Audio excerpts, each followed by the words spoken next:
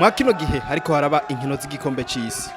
Kuva gitangura, ishirahamwe Lumitel Burundi ryaratanze utuganuke ku bakunzi b'umupira w'amaguru kugira ngo bashobore kuwukurikirana vyoroshe.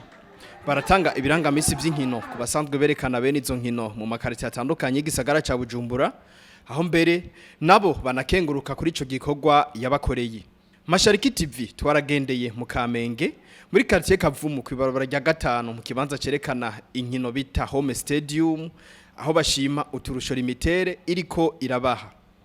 Benshi ku bafana baraba football banze ku mazina ya Kevin mu Kamenge ya gatanu muri quartier Kavumu niho dukorera dufise sare yitwa Home Stadium irinde nitwa niyo mwongera.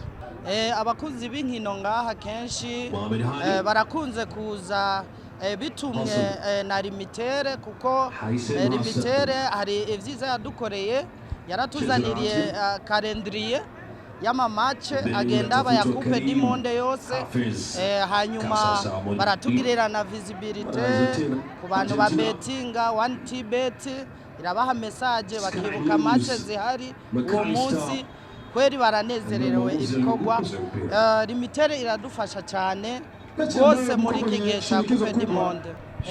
Ico negurira abafana benshi barabira match ngaha kuri Home Stadium, barabizi nkuko dusanzwe tubikora, uko umwaka ugenda uhera tuguma twongera ko ibintu bishasha.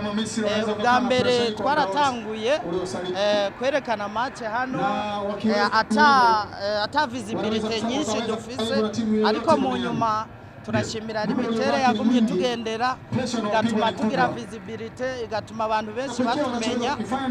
Ico tusezeranira abafana nuko tuzoguma tubaha ibintu vyiza biryoshe, tuko turategura no kwagura sare, abakiriya ni benshi cyane. Ivyiza birahari muri Home Stadium, dufadakanije na Lumitel ivyiza muzoguma mubibona.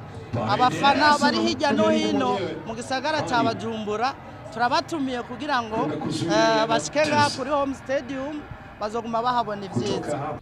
Mu gisata cyo kumenyesha makuru muri Lumitel Burundi baratubwira ingene umuntu ashobora gushikirwa kuri utwe tuganuke twatanzwe ku bakunzi b'inkino mwa kino gihe c'inkino z'igikombe c'isi. Murazeza yuko igikombe c'isi ko kibera muri Amerika. Lumitel rero yarashizeho uburusho muri internet, aho amamega amajana 2 bayagura amajana 6, ubu unye ku mafaranga amajana 9 yonyene uronka igiga ryose rimwe.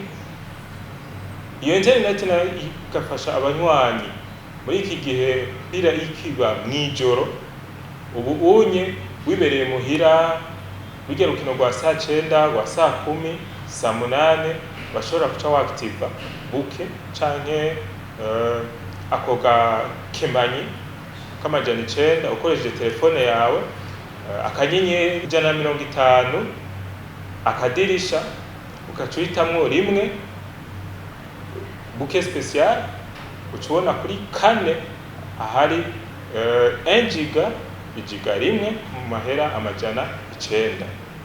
Ivyo navyo vyorohereza abanywanyi gute? Ushobora kuraba umupira wose ataco winona kuko internet iba yihuta kandi yorohereza abanywanyi.